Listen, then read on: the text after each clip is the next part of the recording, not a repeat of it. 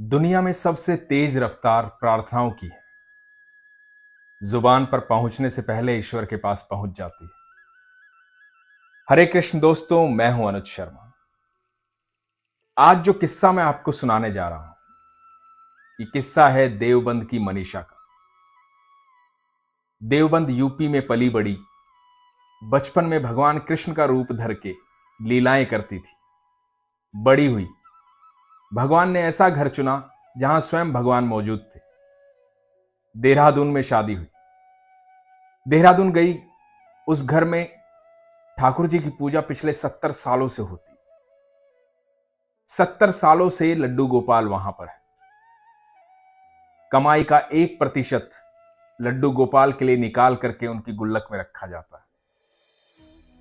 भगवान को अपने घर का मुखिया मानते हैं। सुबह भोग लगता है, सुबह 7 बजे उन्हें दूध पिलाते हैं, फिर सुला देते हैं। वो इसलिए क्योंकि इनको लगता है कि भगवान जो है निधिवन रासलीला के लिए जाते हैं, सुबह देरी से आते हैं तो थोड़े आराम की आवश्यकता है। उसके बाद जब उठते हैं तो भगवान को परोठा, मक्खन ये सब खिलाया जाता है, फिर भोजन करवाया जाता है, फिर विश्राम करवाया जाता है। भगवान का भोग लगता है, भगवान की सेवा होती है। इनकी आइसक्रीम फैक्ट्री है, कृष्णा आइसक्रीम फैक्ट्री देहरादून में। शाम को भगवान को वहां घुमाने ले जाते हैं, फिर लेके आते हैं। टीवी पे भगवान को भजन दिखाते हैं, उनको भजन सुनवाते हैं और पूरे दिन भगवान की सेवा में लीन रहते हैं। घर में किसी का जन्मदिन होता है तो जैसे परिवार का मुखिया पैसे देता है, उसी प्रकार इनकी गुल्लक से पैसे निकाल करके उस बच्चे के वस्त्र लाए जाते हैं। घर में कोई तीज त्योहार होता है तो जैसे सबके वस्त्र नए आते हैं, वैसे ही भगवान के भी वस्त्र नए आते हैं। घर में जो कुछ भी होता है वो भगवान से शेयर किया जाता है। सुबह जब कोई भी घर से बाहर जाता है तो भगवान को बता कर जाता है। जब घर में शाम को आता है तो आकर के भगवान को बताता है कि दिन कैसा रहा। लड्डू गोपाल इनके घर के मुखिया हैं। अत्यधिक प्रेम करते हैं। पिछले 70 सालों से यह प्रक्रिया चलती आ रही है।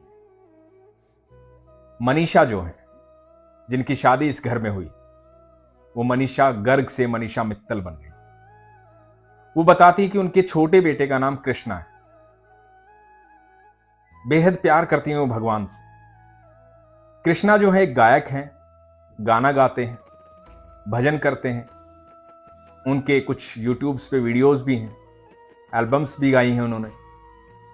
कृष्णा जो है बचपन से, जब से वो पैदा हुए हैं और जब चलने लगे, तब से उनके पड़ोस में एक मठ मंदिर है देहरादून में। तो उस मठ मंदिर में जब भी जन्माष्टमी होती है और दही हांडी होती है, तो दही हांडी के फंक्शन पे कृष्णा ही जाकर के दही हांडी फोड़ते हैं। तो ये जन्माष्टमी का दिन था। आज भी कृष्णा को पुजारी जी ने बुलाया था दही हांडी के लिए, भजन के लिए। मनीषा रसोई में काम कर रही थी और बेटा जो है वो मठ मंदिर में गया था। वहां से भजनों की आवाज आ रही थी। मनीषा अपने बेटे की आवाज सुन रही थी। करीबन आधे घंटे बाद प्रोग्राम था दही हांडी का। आधा घंटा बीत गया, वहां प्रोग्राम शुरू होने वाला था। मनीषा अपने घर के काम में व्यस्त थी। अचानक मनीषा का दिल घबराया। इधर मनीषा का दिल घबराया, उधर बाहर से आवाजें आनी शुरू हुई। लोग मंदिर की तरफ भाग रहे थे। मनीषा घर से बाहर आई। मनीषा ने देखा कि क्या हुआ। वो भी मंदिर की तरफ भागी तो पता लगा कि इनके बेटे कृष्णा जो हैं, वो करीबन 20 फुट ऊपर से नीचे गिर गए हैं और लहूलुहान हो गए। उन्हें फटाफट वहां से अस्पताल ले जाया गया। मनीषा भी अस्पताल की तरफ भागी अपने बेटे के पीछे पीछे। बेटे को अंदर ले जाया गया। डॉक्टर्स अंदर ले गए। बाहर जो डॉक्टर्स खड़े थे वो बात कर रहे थे कि शायद गले में हड्डी टूट गई है, शायद कुछ हो गया है, बहुत ही हालत गंभीर है, पता नहीं बचेगा कि नहीं बचेगा। और मां जो है वो बाहर खड़ी है, ठाकुर जी को याद कर रही है, घबराई हुई है, परेशान है, रो भी रही है, लेकिन अपने कान्हा को याद कर रही है। थोड़ी देर बाद डॉक्टर अंदर से बाहर आते हैं। घबराई हुई है, सिर्फ इतना पूछती है कि मेरा बच्चा जिंदा है ना। और डॉक्टर बोलते हैं कि पता नहीं क्या चमत्कार हुआ है, इतनी ऊंचाई से गिरा है ये, और जिस तरह से ये गिरा है बहुत गंभीर मामला हो सकता था, लेकिन सिर्फ 7 टाके आए हैं और आप कुछ देर बाद उस बच्चे को ले जा सकते हैं। ईश्वर ने बच्चे को बचाया। कमाल वहां हुआ जब ये लोग घर पहुंचे तो इनके घर के मंदिर के लड्डू गोपाल, मंदिर जो है करीबन करीबन 2-2.5 फुट ऊपर है फर्श से, और लड्डू गोपाल जो है मंदिर में भी 1 फुट अंदर की तरफ रखे गए हैं। और ये घर आते हैं और देखते हैं कि जो लड्डू गोपाल है वो मंदिर से फर्श पे गिरे हुए। बात सिर्फ यहां नहीं रुकती दोस्तों, थोड़े दिन और बीतते हैं। कृष्णा बाइक पर जा रहा है, एक्सीडेंट होता है, उसके सीने में चोट आती है। चोट ज्यादा गंभीर नहीं थी, लेकिन सीने पर निशान हो गया था। घर आता है, अपनी मां मनीषा को बताता है कि ऐसे ऐसे चोट लगी। देखती है कि सीने पे निशान हो गया।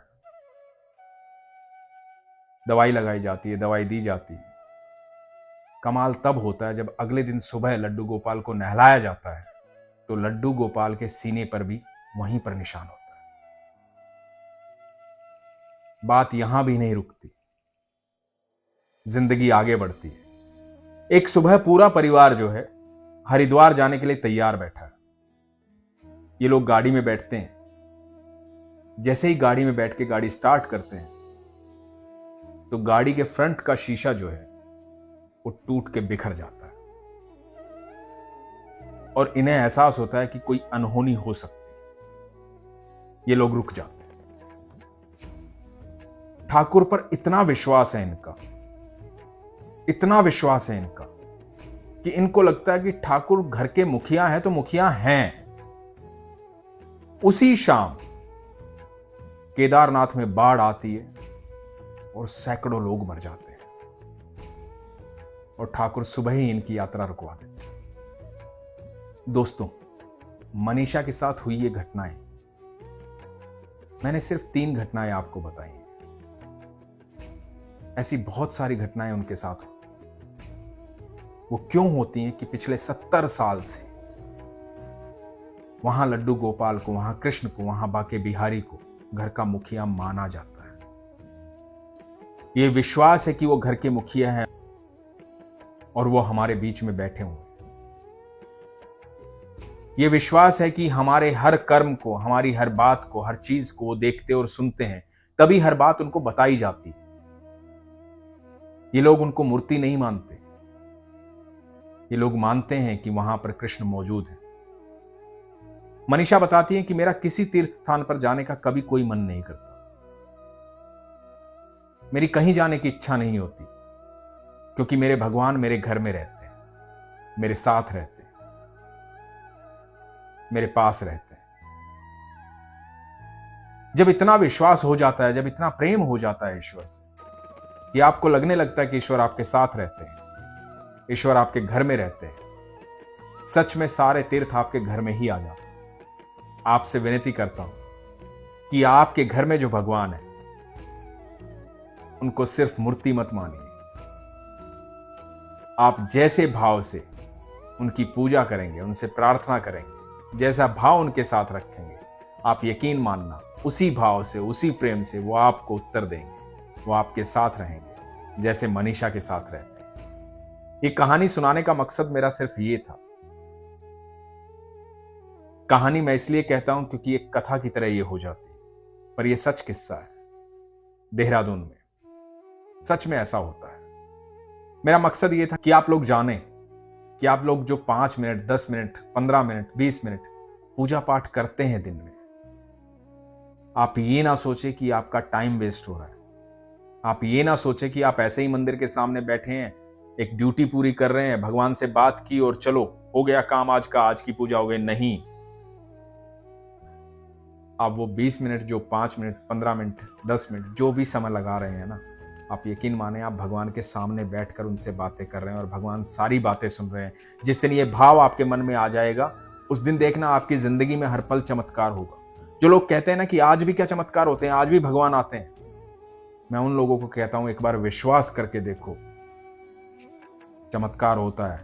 भगवान आते नहीं, भगवान हैं आपके पास, भगवान हैं आपके साथ। आंखें खोल के देखिए, अपने विश्वास को मजबूत रखिए, अपना ख्याल रखिए। हरे कृष्ण।